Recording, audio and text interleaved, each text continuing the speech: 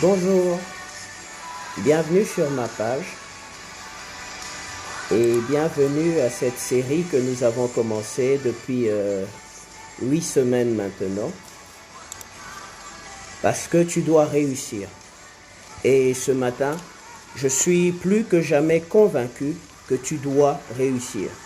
Réussir est un choix, réussir est une décision. Que ce soit ton choix aujourd'hui, que ce soit ta décision aujourd'hui. Il y a 2 semaines déjà, depuis que nous avons commencé à parler de quelle heure est-il sur ton horloge professionnelle. Bonjour, bienvenue à vous qui nous rejoignez. Bonjour, que Dieu vous bénisse. Partagez, invitez les gens à participer, invitez les gens à assister avec nous ce matin. Ce sont des moments formidables que nous allons passer ensemble. Merci de partager avec les amis, partager avec les connaissances. Juste 1 minute et nous décollons, nous continuons. Je disais donc, parce que tu dois réussir, la réussite est un choix, la réussite est une décision, la réussite est un devoir, parce que je vous ai dit la fois dernière, nous avons des responsabilités, et puisque nous avons des responsabilités, sachant que nous avons des devoirs vis-à-vis de nous-mêmes, des devoirs vis-à-vis de nos enfants, des devoirs vis-à-vis de notre communauté, des devoirs vis-à-vis de notre société. Nous avons des devoirs et tu dois réussir parce que tu as aussi des devoirs. Tu dois réussir parce que c'est la volonté de Dieu, c'est ce que Dieu pense, c'est ce que Dieu veut pour toi. Tu dois réussir.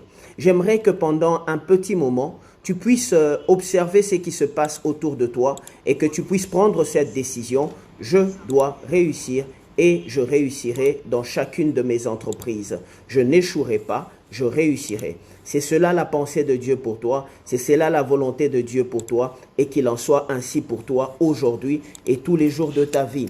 Tu n'échoueras pas, tu réussiras. Quelle heure est-il sur ton horloge professionnelle? J'ai parlé précédemment de l'heure d'apprentissage qui est le début pour toi. Mais il n'y a pas que l'heure d'apprentissage, mais il y a une heure également où tu dois gagner de l'argent. Il faut que tu gagnes de l'argent. Il faut que tu gagnes de l'argent. C'est ce que Dieu veut pour toi. Tu dois gagner de l'argent. Dieu le veut. Et Dieu te donne des enseignements pour que tu arrives à gagner de l'argent. Il y a un temps où tu dois t'affermir dans ton travail, tu dois t'affermir dans ta position, tu dois t'affermir, tu dois être assis, tu dois devenir stable. Et nous verrons dans la Bible que Paul utilise un terme fort. Il parle d'être inébranlable. Oui, je proclame ce matin que tu seras inébranlable en milieu professionnel. On n'arrivera ni à te secouer, ni à te renverser. C'est là que Dieu nous amène. Lorsque je parle de s'affermir, c'est là que nous devons aller. Personne ne peut te détruire, personne ne peut te renverser, personne ne peut t'enlever, personne ne peut t'arracher du lieu de ta bénédiction. Nous avons parlé du fait de léguer. Et nous avons développé un peu en ce qui concerne le fait de léguer et influencer et régner. Influencer et régner, c'est également des dimensions. Ce sont des heures sur ton horloge professionnelle. Aujourd'hui, je parlerai beaucoup plus du fait de s'affermir. Il faut que tu saches que lorsque Dieu permet à ce que tu aies un travail, que tu aies une fonction, tu aies une position, que tu aies une carrière, Dieu ne veut pas seulement que tu obtiennes cette carrière, ça peut être miraculeusement ou à travers un travail assidu que tu as fait, à travers une recherche assidue que tu as faite, mais ce n'est pas seulement obtenir cette position, mais il faut également que tu arrives à t'asseoir à cette position et commencer à monter. Il faut que tu atteignes une certaine stabilité par rapport à ta position, que tu sois inébranlable, que personne n'arrive à t'enlever de là. Et nous allons voir, c'est vrai qu'il y a des gens qui m'ont demandé de parler un peu encore de l'héritage. Nous y reviendrons peut-être, nous n'avons que 30 minutes tous les mardis. Et nous allons y revenir. Je voudrais prendre une histoire qui est très connue dans la Bible, mais malheureusement on la lit à son début et on ne va pas jusqu'à la fin. C'est l'histoire de notre ancêtre Isaac. La Bible dit ceci dans Genèse 26 au verset 12. Isaac sema dans ce pays et il recueillit cette année le centuple car l'Éternel le bénit. Isaac s'aima dans ce pays et il recueillit cette année le centuple car l'Éternel le bénit. Et lorsque vous lisez plus haut ce texte, vous vous rendrez compte que Isaac était en train de travailler dans une terre qui était presque aride. C'était un moment où il y avait sécheresse et Isaac s'apprêtait à quitter la contrée. Mais le Seigneur lui dit ne pars pas, reste là. Parce qu'en fait, il faut que tu saches et que tu ne l'oublies jamais. Quel que soit l'endroit où tu te trouves, quel que soit l'endroit où tu te tiens, si tu travailles et si tu sais comment travailler, tu produiras des résultats.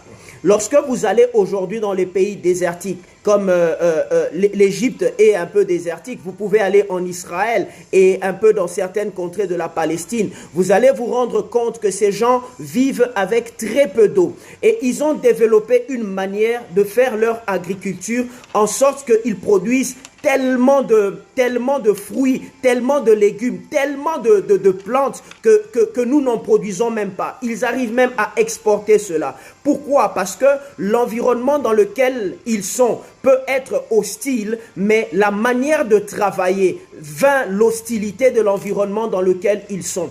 Et je crois avec toi aujourd'hui, et je voudrais que tu crois avec moi aujourd'hui, que peu importe l'environnement professionnel dans lequel tu te trouves, si tu as la maîtrise de ton art et la maîtrise de ton métier, tu t'en sortiras toujours et personne n'arrivera à te renverser. Là, c'est une des clés qu'il faut avoir. Lorsque tu as la maîtrise de ton environnement professionnel, même si cet environnement est hostile, tu arriveras à tirer ton épingle du jeu et à t'en sortir. La Bible dit donc, Isaac a sémé dans ce pays qui était désertique. Il a sémé et il a recueilli au centuple parce que l'Éternel le bénit. Cet homme devint riche. Regardez comment il avance.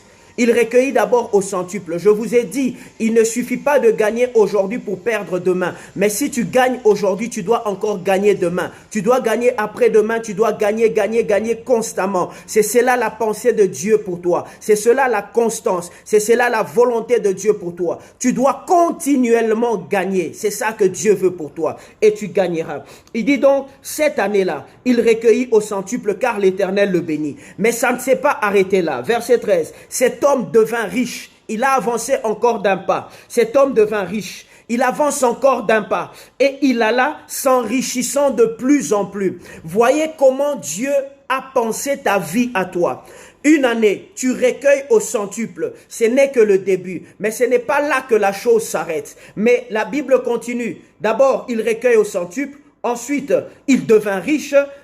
Ça continue. Et il alla s'enrichissant de plus en plus. C'est cela la pensée de Dieu pour toi. Tu as gagné aujourd'hui. Tu dois gagner demain. Tu dois gagner après-demain. Tu dois continuellement gagner. La victoire et la réussite doivent être une constante dans ta vie. C'est ça la volonté de Dieu. Et il faut que tu expérimentes cela. Il ne s'est pas arrêté à aller s'enrichissant de plus en plus. La Bible dit jusqu'à ce qu'il devint fort riche. Voyez comment il monte.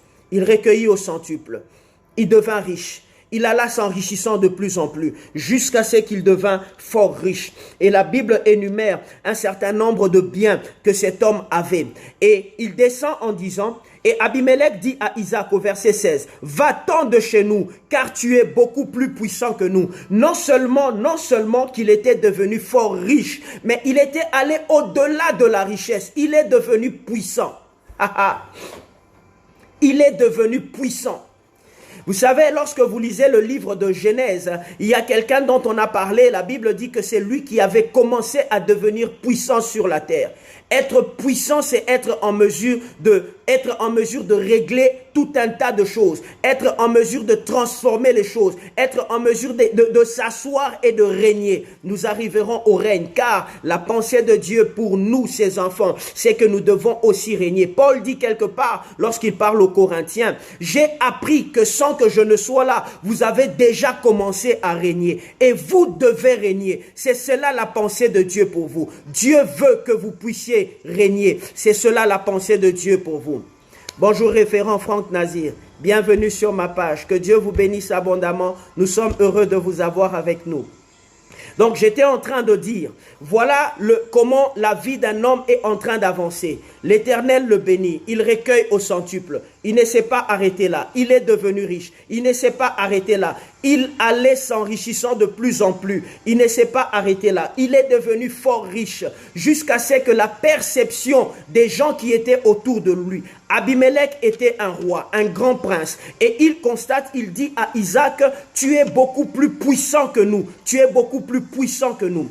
Aujourd'hui, j'ai dit que nous allons parler de s'affermir. La pensée de Dieu, lorsque tu es en train de travailler, ce n'est pas seulement que tu traverses la phase d'apprentissage. Ce n'est pas seulement que tu gagnes de l'argent, mais il faut que tu t'affermisses dans ta position, que tu t'affermisses dans ton domaine, que tu deviennes stable, afin que tu ne puisses plus descendre, mais que tu puisses commencer à monter. Et David a compris cela. David dit, ton Dieu ordonne que tu sois puissant. Virgule. Affermis, ô Dieu, ce que tu as fait pour nous. Voilà, Abimelech dit à Isaac, tu es plus puissant que nous. Mais David dit, ton Dieu ordonne que tu sois puissant. Et puis il ajoute, affermis, ô Dieu, ce que tu as fait pour nous. Tu as ordonné à ce que nous soyons puissants. Tu as ordonné à ce que nous ayons une bonne position. Tu as ordonné à ce que nous ayons un bon travail. Tu as ordonné à ce que nos finances soient stables. Mais ce n'est pas tout ce qu'il faut. Il faut que cela soit affermi. Il faut que cela soit établi et que plus rien n'arrive à changer cela. Isaac se trouve dans une terre où il a commencé à prospérer et il a commencé à devenir riche. Il est devenu fort riche. Mais il y a un homme qui se lève et qui dit à Isaac, tu dois quitter la terre sur laquelle Dieu t'a béni. Et cet homme a chassé Isaac de cette terre. La pensée de Dieu pour toi, la pensée de Dieu pour ta vie, ce n'est pas que lorsque tu es établi quelque part, qu'il y ait un homme qui se lève pour te chasser de là.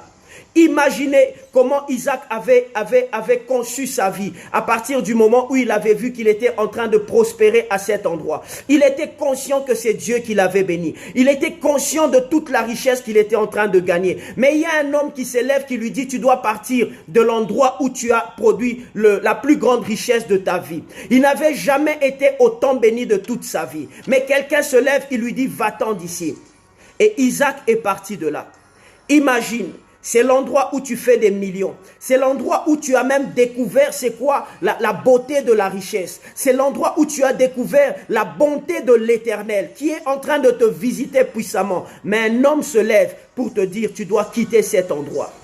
Mais toi, je voudrais te dire qu'à travers les enseignements que nous sommes en train d'avoir, tu es inébranlable. Et nous allons le voir, il y a un texte formidable qui en parle. Dieu veut que tu sois inébranlable, que personne ne t'enlève de l'endroit où Dieu t'a posé, que l'endroit où Dieu t'a posé devienne pour toi une base à partir de laquelle tu vas monter. Mais ça ne sera pas un tombeau qui va t'engloutir.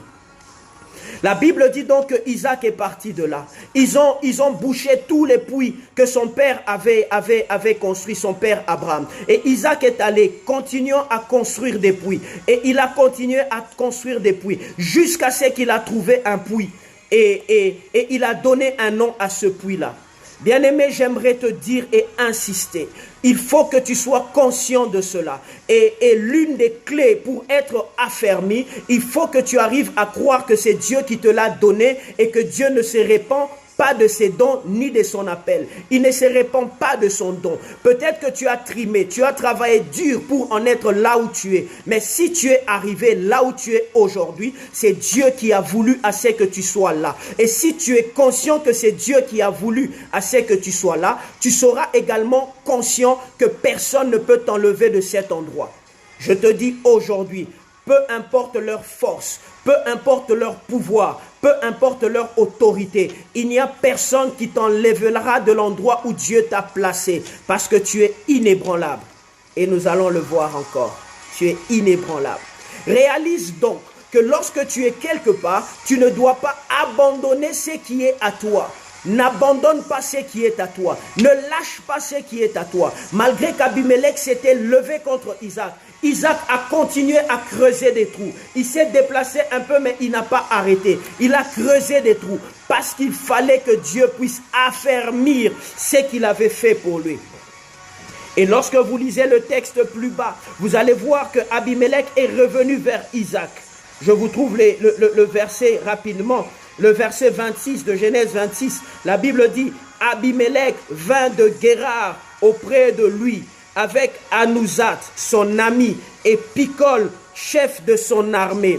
Isaac leur dit, pourquoi venez-vous vers moi puisque vous me haïssez et que vous m'avez renvoyé de chez vous? Ils répondirent, nous voyons que l'Éternel est avec toi, c'est pourquoi nous disons qu'il y ait un serment entre nous et toi, et que nous fassions alliance avec toi. Regardez, les gens qui lui ont fait la guerre hier, les gens qui ont été ses ennemis hier, du fait que Isaac n'avait pas abandonné, il a continué à travailler dur. Ces gens sont revenus pour chercher à faire la paix avec Isaac. Voilà comment ça marche avec Dieu. Les gens peuvent te combattre là où tu es en train de prospérer. Toi, n'arrête pas de travailler dur. Toi, n'arrête pas de démontrer des résultats. Toi, n'arrête pas de faire en sorte que ce que toi tu fais parle plus fort que ce que les gens font contre toi. Oui, fais parler tes résultats plus fort que la méchanceté des ennemis. Fais parler tes résultats plus fort que c'est que eux sont en train de fomenter comme des plans contre toi. Fais parler tes résultats. Il n'a pas cessé et ces gens sont venus vers lui. Regardez, cet homme est venu avec son ami et il est venu avec le chef de son armée. Son ami, pour que son ami lui rappelle toujours, ça c'est moi qui paraphrase, pour que son ami lui rappelle toujours que cet Isaac-là, il faut que tu évites de t'attaquer à lui. Il n'est pas comme toi, il est différent. Lorsque tu prêches par les résultats, les amis de tes ennemis leur diront, arrête de t'attaquer à lui, parce que lui, il n'est pas comme toi. C'est comme ça que cette femme a dit à son mari, si ce Mardoché, devant qui tu as commencé à tomber, est de la race des Juifs, sache que tu tomberas jusqu'au bout. Tu tomberas jusqu'au bout. Et je le crois avec toi. Ne t'arrête pas de travailler dur. S'ils se lèvent contre toi, ils finiront par tomber. S'ils se lèvent encore contre toi, leurs amis leur diront, pas lui, non, pas lui. C'est quelqu'un de compliqué. Voilà ce que Dieu veut pour toi. La deuxième personne qui est venue avec lui, c'est le chef de son armée. Comme pour dire que dans cette histoire, il y a des combats. Crois-moi, il y a des combats que tu ne connais pas parce que tu n'es pas encore élevé en dignité. Lorsque tu seras élevé en dignité, il y a des combats auxquels tu feras face que tu ne connaissais pas avant. Tu n'y fais pas encore face maintenant, tu y feras face demain.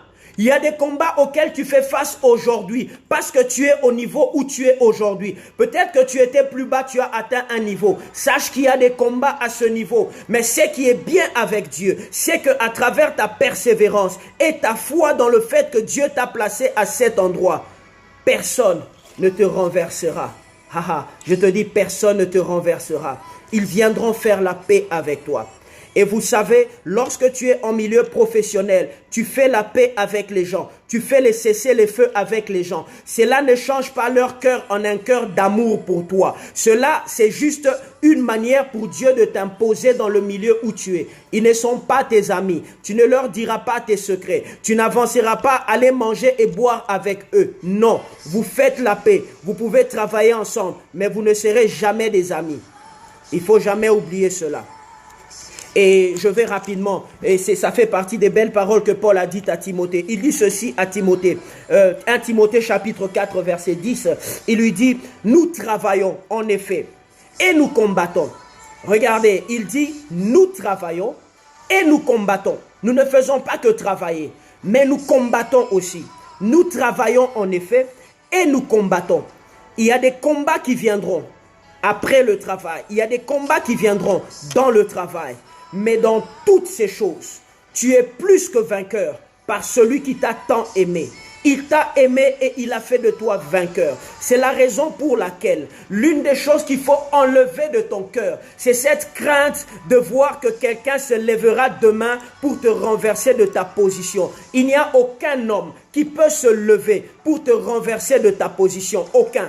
Si tu vis avec cette peur, lorsqu'ils s'attaqueront à toi, tu lâcheras facilement. N'aie pas peur d'eux. Et si tu n'as pas peur d'eux, personne ne te renversera. Bannis la crainte, bannis l'inquiétude, car tu n'as rien à craindre. C'est ce que Dieu a dit. Bannis l'inquiétude, parce que tu n'as rien à craindre. Dieu lui-même regarde, il ne trouve rien qui puisse t'effrayer. Pourquoi es-tu inquiet de tes lendemains? Tu es dans ton travail, tu es établi. Pourquoi as-tu peur? Tu as peur de qui? Tu as peur de quoi? Qui va te renverser? Dieu te l'a donné. Aie cette assurance lorsque tu vas travailler. Aie cette assurance lorsque tu fais ton travail. Et tu verras que effectivement Dieu est avec toi, que Dieu n'a pas décidé de te lâcher et que tu es destiné à avoir des grands résultats dans ta marche avec Dieu. Paul dit donc, nous travaillons en effet et nous combattons. Pourquoi? Parce que nous mettons notre espérance dans le Dieu vivant, qui est le sauveur de tous les hommes, principalement des croyants. Voyez bien, il a dit il est le sauveur de tous les hommes. Il n'a pas dit qu'il est le sauveur des chrétiens. Il est le sauveur de tous les hommes, principalement des croyants. Donc ça signifie que toi, tu fais partie du principalement de Dieu. Tu fais partie de la priorité de Dieu. Tu fais partie de la priorité du Seigneur. Mais ce Seigneur-là, pour quiconque travaille et combat, il est prêt à lui donner la victoire. Alors s'il te plaît, travaille quand il faut travailler. Combat lorsqu'il faut combattre. Il y a des moments où même te lever le matin pour aller travailler est un combat. Tu dois avoir la victoire sur ce combat. Il y a des moments où aller au travail est un combat parce que tu rencontres des gens qui ne t'aiment pas. Tu rencontres des gens qui t'humilient. Tu rencontres des gens qui te rabaissent. Mais vas-y quand même. De ce combat-là, tu es déjà victorieux parce que Dieu est avec toi afin de te donner la victoire. Que dis-je? Dieu t'a déjà donné la victoire. À toi de marcher dans la victoire, à toi de vivre dans la victoire. Le Seigneur veut t'affermir. Le Seigneur t'a affermi dans ta position. Il t'a affermi dans ton métier. Il t'a affermi dans ton travail. Il faut que tu sois stable. Il faut que tu sois ferme. Il faut que tu sois solide. Tu es stabilisé. Il faut que personne n'arrive à t'ébranler. On peut te bousculer, tu ne bouges pas. On peut te pousser, tu ne pars pas. Tu es là. Tu seras fortifié. Et le Seigneur le fait pour toi. Parce que c'est ce que Dieu veut pour toi. Parce que c'est ce que Dieu veut pour toi. Je vais prendre rapidement un texte et nous allons probablement arrêter là. C'est 1 Pierre chapitre 5 au verset 10e. 1 Pierre chapitre 5 au verset 10. Je crois que c'est celui-là. Écoutez bien ceci. Oui, je voudrais que tu dises avec moi, je suis affermi, je suis affermi, je suis affermi, je suis rendu stable, je suis inébranlable, je suis endurci, je suis renforcé, je suis fondé, je suis assis, je suis à l'aise, je suis assis, à l'aise et personne ne va me déplacer de cet endroit. Je me déplacerai pour aller plus haut, je ne me déplacerai pas pour descendre. C'est comme ça que tu dois voir. Quand je me déplace, c'est pour aller plus haut. Jamais je ne me déplace pour descendre. Saoul, son règne n'a pas été affermi. Mais David qui a compris cela, celui qui a dit, ton Dieu ordonne que tu sois puissant. Affermi, ô Dieu, c'est que tu as fait pour nous. Il savait qu'il devait être affermi dans sa position. Tu es affermi dans ta position aujourd'hui. Tu ne descendras plus, tu monteras. Là où tu es aujourd'hui, c'est le niveau le plus bas où tu as été. Maintenant, il est temps que tu puisses monter, monter, monter, monter, monter continuellement. Écoutez ce que dit 1 Pierre 5, verset 10. Vous voyez, bien aimé, que ces paroles se trouvent dans les Écritures. Paul dit, oh là là, je suis passé, j'ai fait passer ce texte, 1 Timothée chapitre 4, le verset que nous avons lu. Écoutez maintenant 1 Pierre chapitre 5, verset 10. Peut-être nous reviendrons sur 1 Timothée. Il dit, le Dieu de toute grâce qui vous a appelé en Jésus-Christ à sa gloire éternelle, après que vous aurez souffert un peu de temps. Pour Dieu, la souffrance, c'est toujours un peu de temps. Et tu peux le dire avec moi. Pour Dieu, la souffrance, c'est toujours un peu de temps. Un peu de temps, un peu de temps, un peu de temps. Ça ne peut pas être toute la vie. C'est un peu de temps, un peu de temps. Je reprends donc. Le Dieu de toute grâce qui vous a appelé en Jésus-Christ à sa gloire éternelle. Après que vous aurez souffert un peu de temps, vous perfectionnera lui-même. C'est ce qu'il est en train de faire à travers ces moments de partage. Dieu est en train de te perfectionner. Dieu est en train de te rendre meilleur. Dieu est en train de faire quoi? Il ajoute, il vous affermira. Il vous affermira. Vous voyez, ce n'est pas que dans l'Ancien Testament, c'est dans le Nouveau Testament. Il vous affermira. Il vous fortifiera. Il vous rendra inébranlable. Moi, François, je suis inébranlable. Personne ne peut m'ébranler. Personne ne peut m'ébranler. Et tu es inébranlable. Il suffit que tu le saches et que tu marches comme quelqu'un qui est inébranlable et personne ne t'ébranlera. Je reprends le texte. Le Dieu de toute grâce, c'est pas le Dieu de toute punition. C'est pas le Dieu qui gifle, c'est pas le Dieu qui frappe, c'est pas le Dieu qui détruit. En qui crois-tu? Mon papa Jean Bosco Kindoma me prêche le Dieu de toute grâce. Il dit le Dieu de toute grâce, c'est celui qui vous a appelé. Il vous a appelé en Jésus-Christ. À quoi vous a-t-il appelé? Il vous a appelé à sa gloire éternelle. Dieu ne t'a pas appelé à une gloire éphémère. Dieu ne t'a pas appelé à une gloire passagère. Dieu t'a appelé à une gloire éternelle. Tu ne peux pas vivre dans la gloire de Dieu aujourd'hui et vivre dans la disette demain. Non, c'est une gloire éternelle. Tu as été appelé à une gloire éternelle. Ce n'est même pas la tienne, c'est la sienne. Le Dieu de toute grâce, il nous a appelés en Jésus-Christ à sa gloire éternelle. Il nous a appelés pour vivre constamment sa gloire. Il nous a appelés pour aller de gloire en gloire. Il ne nous a pas appelés pour connaître la gloire aujourd'hui et la défaite demain. Non. Il nous a appelés pour que nous allions de gloire en gloire. C'est le Dieu de toute grâce. Il n'est pas le Dieu de toute punition. Il n'est pas le Dieu de toute machette. Il est le Dieu de toute grâce. Il vous a appelé en Jésus-Christ à sa gloire. Après que vous aurez souffert un peu de temps, vous perfectionnera lui-même. Il vous affermira. Il vous fortifiera. Il vous rendra inébranlable. J'aimerais que tu le dises ce matin. Je suis inébranlable. Je suis inébranlable. Je suis inébranlable. Je suis inébranlable. Personne ne te bougera de la terre de ta bénédiction. Personne ne t'enlèvera du terrain de ta bénédiction. Personne ne t'enlèvera du terrain de tes exploits. Personne ne t'y enlèvera. Le jour où tu quitteras ce terrain, ce sera parce que tu auras découvert un terrain qui est meilleur que celui-là. Et dans le nouveau terrain ou dans lequel tu iras, tu seras aussi inébranlable. Tu es inébranlable, toi qui me regardes aujourd'hui, parce que le Dieu de toute grâce est celui qui t'a appelé en Jésus-Christ. Il ne t'a pas appelé pour te faire souffrir, il ne t'a pas appelé pour te tuer, il ne t'a pas appelé pour te torturer, il t'a appelé afin que tu expérimentes sa gloire, afin que tu vives dans sa gloire. Tous les jours de ta vie, Dieu veut que tu vives dans sa gloire. Il y a un texte qui te concerne particulièrement. Il dit ceci, mon serviteur prospérera. Tu prospéreras et tu prospères déjà. Mon serviteur prospérera. Il montera. Il montera. Il s'élèvera. Il s'élèvera bien haut. Et je voudrais que tu retiennes cela. Le Dieu qui te rend inébranlable, il te rend inébranlable parce que dans sa pensée, tu dois prospérer. Tu dois monter. Et puis tu dois t'élever. Et tu dois t'élever bien haut. Tu dois t'élever.